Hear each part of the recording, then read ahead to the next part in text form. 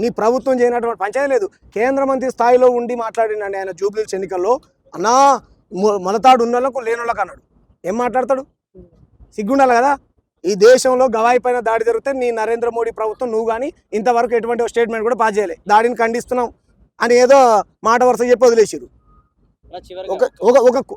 ఒక IPS officer కుల వివక్షతో చచ్చిపోయింది బ్రదర్. నీ ప్రభుత్వ హయాంలోని హర్యానాలో నీ ప్రభుత్వం ఉన్నది. వీటి మీద మాట్లాడు. ఆయన ఎవడో సోనీ సింగ్ అంట. సోనీ సింగ్ మీద కాళ్ళు జరిపితే కేంద్ర మంత్రులు అందరూ ఉరికారు. బండి సంజయ్, ఆయన పేరు కిషన్ రెడ్డి, 8 మంది ఎంపీలు, 8 మంది ఎమ్మెల్యేలు అందరు పొలవమనుకు రాజకీయం చేశారు. రైట్, మేము దాన్ని కూడా ఖండిస్తున్నాం. తుపాకులు ఎక్కడి వీళ్ళ దగ్గర ఉండకూడదు, మేము ఖండిస్తున్నాం. మరి అదేవిధంగా షాద్నగర్లో రాజశేఖర్ అన్న పిల్లోని చంపేశారు కదా. చేతిలో కాళ్ళకు బైండింగ్ వైర్లు కట్టి గడ్డేసి అగిపూల పెట్టి అంటుపెట్టి బూడిద చేసేసారు. సిగ్గుండాలి కదా. హిందువే చచ్చిపోయినోడు, హిందువే కదా బ్రదర్. దళిత హిందువులు, మాలోళ్ళు, మాదిగోళ్ళు, బీసీలు, ముదిరాజులు, పద్మశాలీలు, ఎస్సీ ఎస్టీ బీసీలు చచ్చిపోతే ఇలా కనపడవు.